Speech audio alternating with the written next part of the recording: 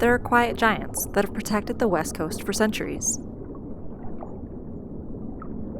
These giants provide safety to the sea life that call them home.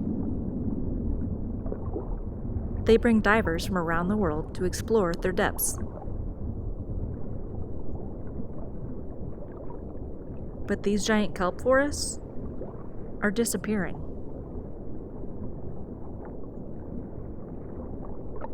Let's back it up a little.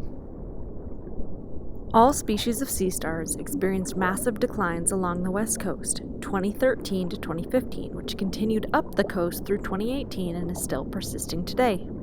The cause? Sea star wasting disease, or SSWD. This causes lesions, lost arms, and eventually disintegration.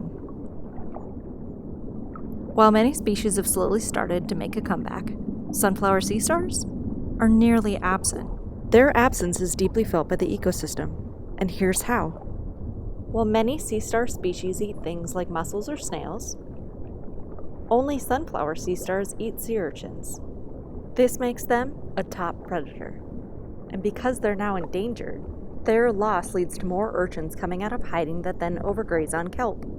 This loss of kelp leads to urchin barrens where kelp can no longer flourish, and urchins are leaner and no longer desirable to predators. Can anything be done? An investigation has begun. Let's meet Selena. She's a researcher at Reef Check, an organization dedicated to marine conservation. She and her team watch and record the underwater world change by doing transects and species counts.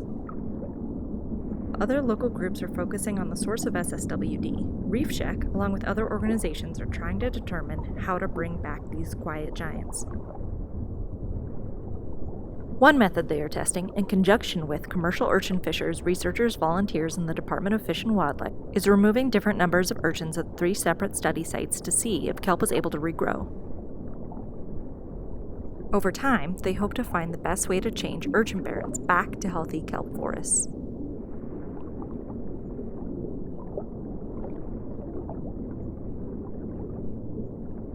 Join the community. You can make a difference too. Learn how at reefcheck.org.